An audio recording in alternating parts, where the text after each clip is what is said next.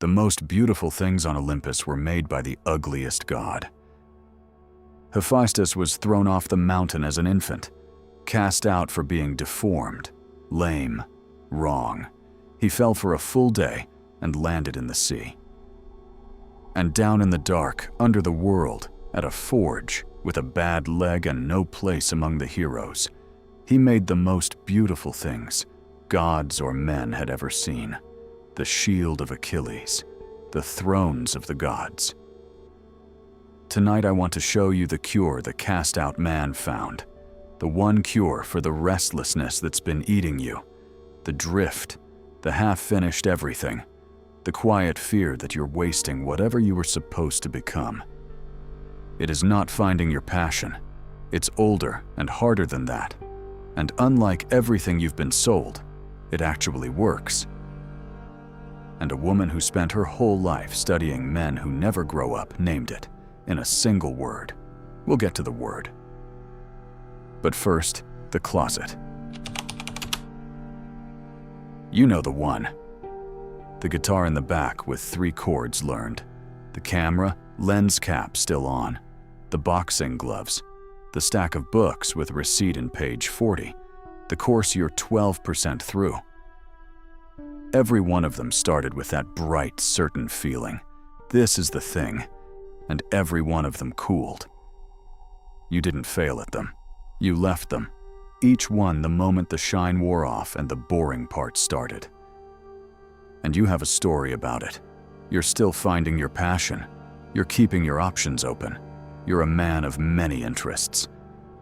Here's the harder read. You don't have a passion problem. You have a finishing problem. And the search for your passion has quietly become the most comfortable place in the world to hide. Because a thing you never commit to can never fail you.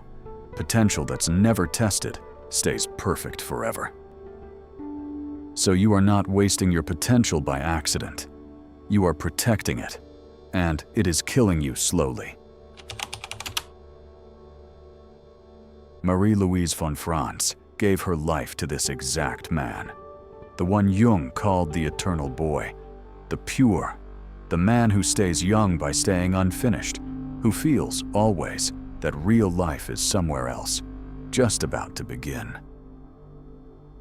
She studied him for decades, and she landed on exactly one cure. One. The word is work. Not motivation, not passion, not a new morning routine. Work.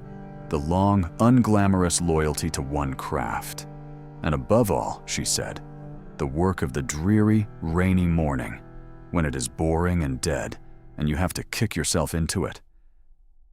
That morning is the entire test. The eternal boy can do anything except that. He can start anything. He cannot stay. And here is why work, of all things, is the medicine. Near the end of his life, Jung wrote that the greatest limitation for a man is the self. The moment you can finally say, I am only this one craft, this one road, not all of them. That sounds like a little death. It is the opposite. Jung's point was that only the man who accepts I am only this ever lays a hand on anything real. The infinite options were never your freedom. They were the cage with the door painted on. So watch what happens to a man who picks one thing and stays. The first stretch is nothing to look at. He's not inspired. He's bad at it. And then a little less bad. Robert Bly said it straight. The ecstasy comes after the discipline, after the grief, after the long gray middle. Most men quit inside the grief and call it boredom. But the man who stays begins to change in a way you can see from across a room. The restlessness goes quiet, not gone, quiet. The same hunger that used to fling him at every new shiny interest now pours into the one. He stops comparing himself to everyone. The man with no craft has to measure himself against other men because he has no ground of his own to stand on. The man with a craft has the only yardstick that ever mattered, and it's inside the work. Was today better than yesterday. The comparison spiral just loses its grip on him. Jung spent years on the old alchemists, the men bent over one furnace trying to turn base metal into gold. He said the metal was never really the point. The man at the fire was the gold. Every craft is a furnace you climb into, and the thing it slowly forges is you. James Hillman had a name for what's happening here. Not growing up, growing down. Roots driven into one patch of ground, until the man you might have been finally becomes a man you actually are. And there's an old name for who he is at the end of it. Robert Moore called him the magician, not a trickster. The one who knows, who paid for his knowing with 1,000 dull mornings, and can now do things other men call magic. It is not magic. It is mastery. It only looks like magic from the outside. You do not need to find the perfect craft first. That's the boy's favorite question, and it's a stall. You need 3 things. First, pick one. Not the best one, not the one with the most potential, one you can come back to tomorrow. The choosing matters far less than the staying. Almost any real craft, taken deep enough, opens into the same place. Then close the other doors. The open doors were never options. They were exits. Second, stay past the point where it stops being fun. The shine wearing off is not a sign you chose wrong. It is the precise moment the work begins. Everything before it was a hobby. Everything after it is a craft. The dreary morning von Franz warned you about. That is not the obstacle in front of the cure. That is the cure happening.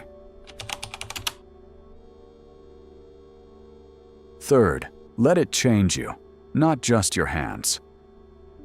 You are not only learning the instrument, the trade, the page. You are becoming a man who finishes what he starts. And that man leaks into everything. The marriage, the body, the way you keep your word to yourself at 6 in the morning. Master one thing all the way down, and you have quietly told yourself the one thing the drifting man never gets to believe. I am a man who can. The man who does this stops asking what he was meant to do. The question dissolves because he's finally doing it. And the calling, the daemon, the purpose, the thing you keep waiting to feel before you start, it never works the way you were promised. It doesn't arrive. And then you begin. You begin. And then it arrives. It shows up in the work, never once before it. And the boy, the restless one, the one who needed every door open, he doesn't die. He finally gets to put it down. He was so tired. He'd been standing guard over all those options like they were treasure, and they were only ever weight. Hephaestus never got his looks back, never got off the bad leg, never joined the heroes on the mountain. He got something they'd never have. He got the forge. And the forge made him the one even the gods came down to. If you felt yourself living that boy, auditioning for a life that never quite begins, there's a video here about him, the man whose 30s feel like a rehearsal. Watch it after this one. But not tonight. Tonight, pick the one thing. Go and be bad at it. That's the forge. Climb in.